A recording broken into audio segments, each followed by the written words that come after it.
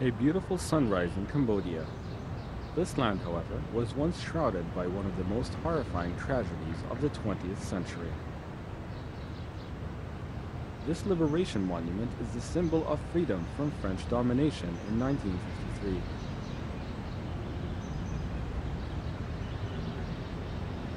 Yet independence became meaningless when later the Cambodians came under a regime that is described as the most cruel of modern times. There are 11.4 million people in Cambodia, and 1 million of them live in Phnom Penh, the capital. Phnom Penh is located at the junction where the Tonsel Sap, Basak, and Mekong rivers meet.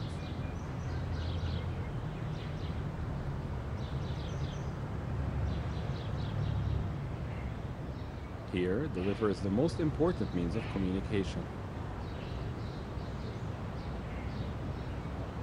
In Cambodia, there are more women than men, as the war against the Khmer Rouge had taken millions of lives. The war in the last decade had hindered the development of Cambodia. It then became one of the poorest countries in the world.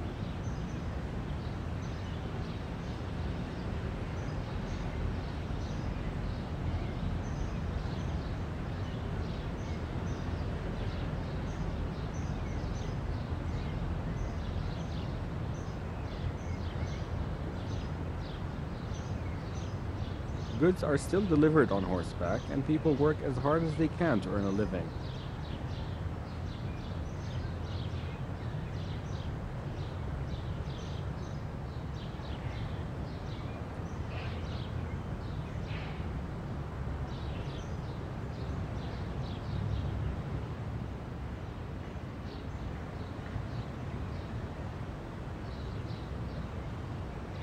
In the first century, districts in southern Cambodia and southern Vietnam were under the governance of the Champa Malay Kingdom.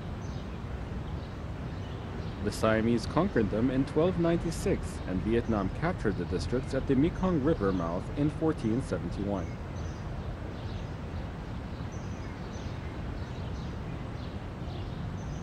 The attacks on the Champa Malays by the Vietnamese in 1721 drove them into the Cambodian interior. They came to the junction of Mekong and Tonle Sap rivers.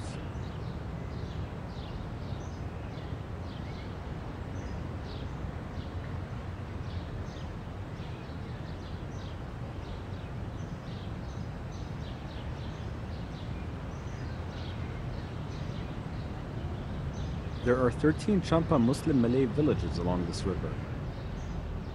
One such village is Kampong Kerbao. There are about 500 Muslims here. Only 3% of the 11.4 million Cambodians are Muslims. The Dar es Salaam Mosque was built in 1937. When the Khmer Rouge was in power in Cambodia, all buildings of worship were destroyed. Fortunately, this piece of history is still intact. It is part of a larger mosque that was not destroyed during the atrocities between 1975 and 1979. There was no religious activities in the mosque during the Pol Pot rule. Anybody found practicing any type of religion was prosecuted.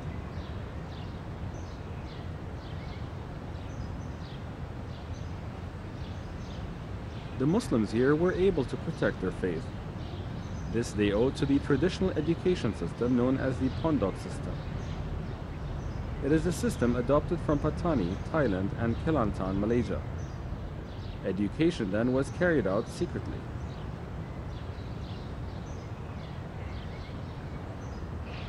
The Pondok is situated along the Mekong River. Many Muslims were murdered here when the Khmer Rouge suspected them of teaching Islam.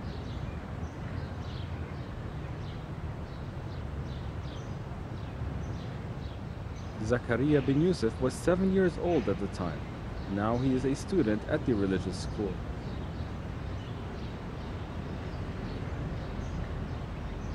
He still remembers the calamity at the village and how his family had to flee for their safety.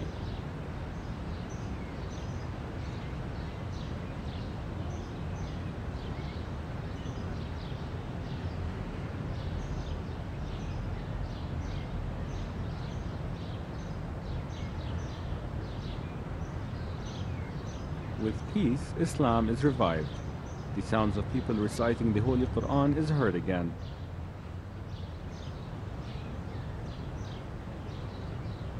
Hafsa binti Muhyiddin, 19, was born during the Pol Pot regime. Her mother was spared from execution, but her father was lost without a trace until today. Most of the people here have their own share of sad and horrific stories to tell. The war has ended and people are grateful for the peace of today.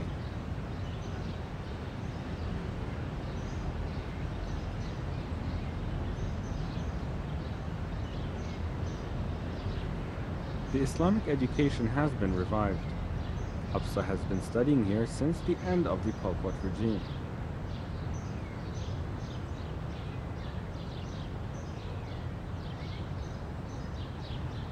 A year ago, she completed her 4th year at the secondary level. Now she is part of the teaching staff.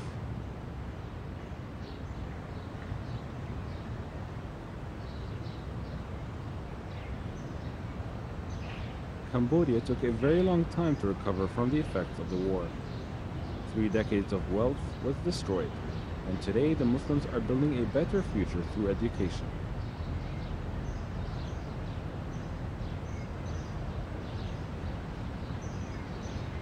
This tower is a memorial for the Sui Kliang villagers who retaliated against the Pol Pot regime at the end of 1975.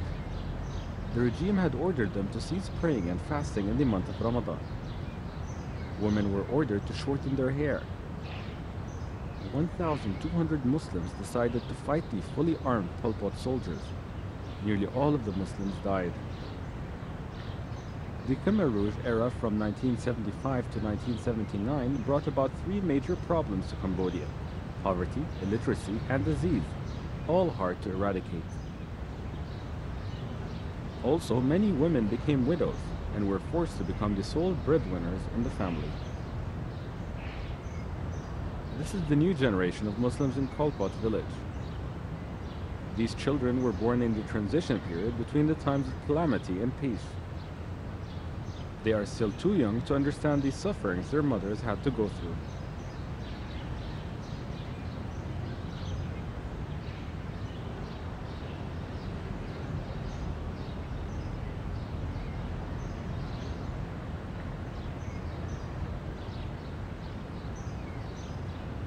Eight million people suffered at the hands of the Pol Pot regime between 1975 and 1979.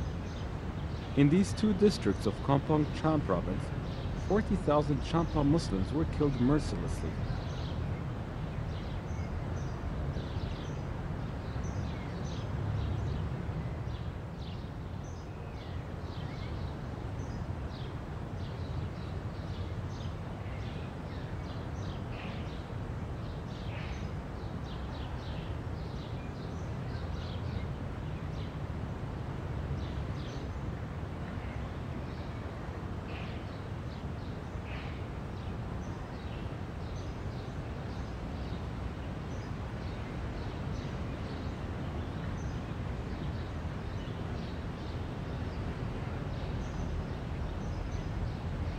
The horrifying history was retold to serve as a reminder of the bitter past.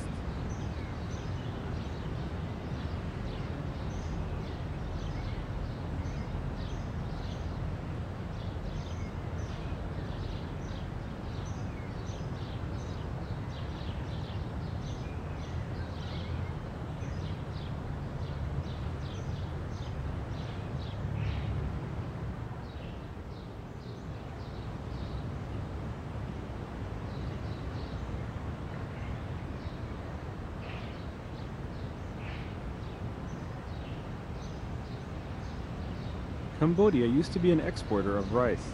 However, the war had reduced the country's rice output drastically. Today, Cambodia has become one of major rice importers of this region. A population boom may have also contributed to that.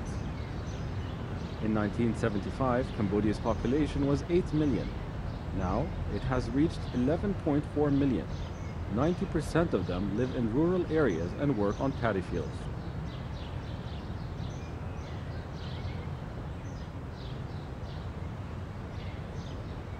The war had forced most of the people to the interior, and some had chosen to be cut off from the outside world.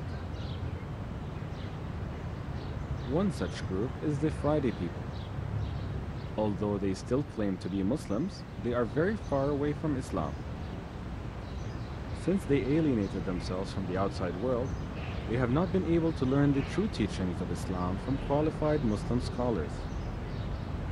Even with these shortcomings, they wanted to go on reciting the Quran, so they recited it in their local dialect.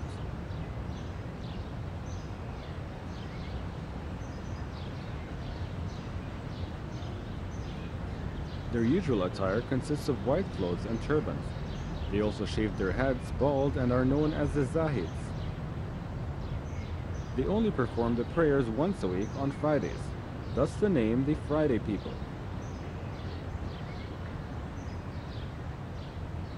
According to their explanation of Mufti Kamaruddin, this has been their way of practicing the religion for generations.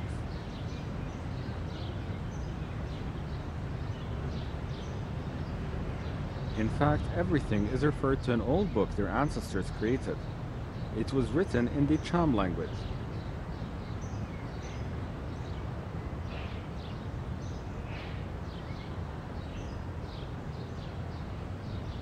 Due to their poor command in the Arabic language, they translated the sounds from the Quran into a language they understood.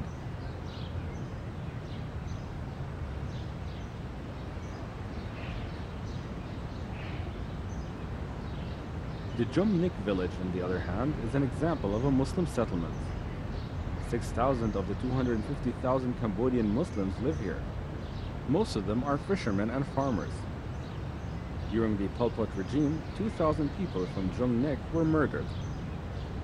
The tragedy had brought them closer to each other.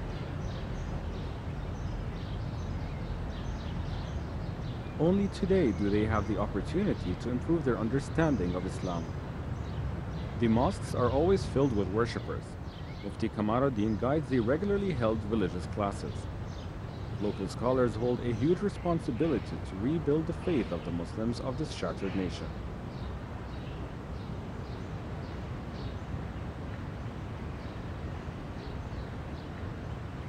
The Mekong River has been the main mode of communication in Indochina. It starts in China, running across Myanmar, Laos, Thailand, Cambodia, and finally ending here in Vietnam. This ferry carries passengers across the borders of Cambodia and Vietnam.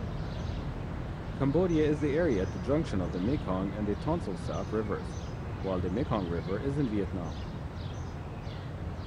Long ago, the stretch along the Mekong River was under the Malay Champa rule. Islam was widely embraced when the king converted to the religion in 1607. In 1720, Vietnam defeated the Champas, and the people escaped south and settled in an area along the Mekong River, stretching to the Tonsil Sap Lake. At the moment, there are only 100,000 Muslims, as compared to Vietnam's total population of 76 million. Most of them live here in the Chau Dek at the Mekong riverbank. At the tributary of the river lies one of the 13 Muslim villages. The Nikma Mosque is one of the 11 mosques in Tan Chau. It was built in 1930. There are 370 Muslim families who live here.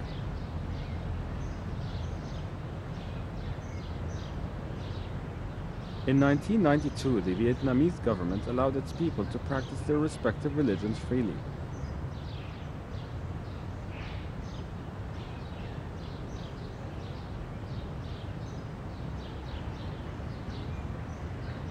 This encouraging development led them to improve their knowledge of Islam. They adopted the Islamic school system of Kelantan, Malaysia.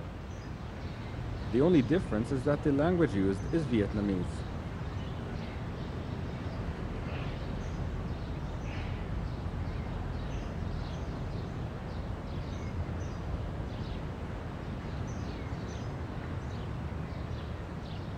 Because of education, the Champa Malays have close ties with the Kelantanese in Malaysia. 88-year-old Hakim Haji Idris Sulaiman used to study in Kelantan in 1930 before he went to Mecca to further his studies. This is an old edition of the Holy Quran. An ancestor of the owner brought it back from Terengganu, Malaysia 300 years ago. The footnote reads, "This is the Holy Quran brought in from Terengganu. Tok Ahmad and his relatives, Zainul Abidin, brought it here in 1135 Hijrah or 1715 Miladiyah. Two of the owner's ancestors were the earliest religious heads in the southern province of Vietnam. Mufti Haji Ismail Fikri, 87, can still speak the Malay language fluently. He is one of the founders of Islamic schools in Vietnam. He studied in Kelantan for 10 years when he was 15 years of age. He still keeps some of the photographs taken decades ago. Upon coming back to Vietnam, he was elected the Vice Mufti.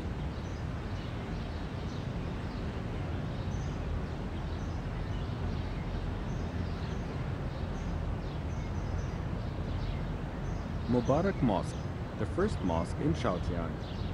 Chao Chiang is the earliest settlement of the migrants from the peninsular Malaysia, Java, and Sumatra 300 years ago. It was founded in 1750 after the fall of the Champa Malay Kingdom to Vietnam.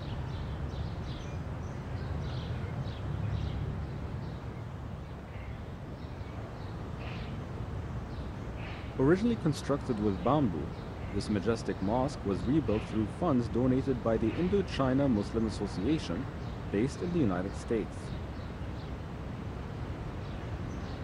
In 1965, the Malaysian government provided funds for the addition of the new wing. Mufti Ismail Fikri is the founder of the Madrasa Jumadul Islam. It was built to keep alive Islamic education in Vietnam.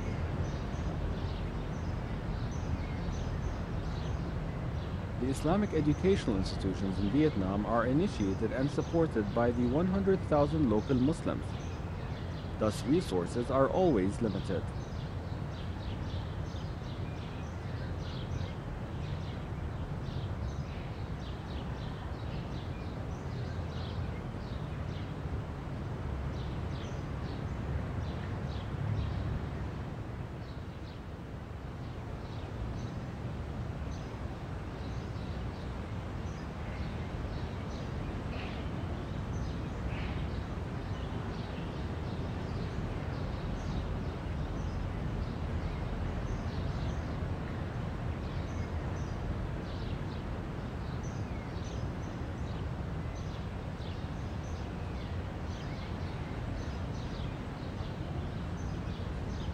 Not all the Champa Malays migrated to the Malay Peninsula after Vietnam took over 300 years ago. Some chose to stay on. They depended on fishing and farming for their livelihood. The Champa Malay women are famed for their weaving talents. It is believed that the art of weaving in the Southeast Asian region originated here in Champa Malay areas. The war made their lives all the more difficult, and everybody had to work to supplement their household income. The Ho Chi Minh Memorial. It was built as a symbol of the communist triumph over American domination, a war that lasted 3 decades. Since the war ended in 1975, peace has returned to this land. Vietnam is enjoying the harmony by reconstructing the country after the destruction of the war.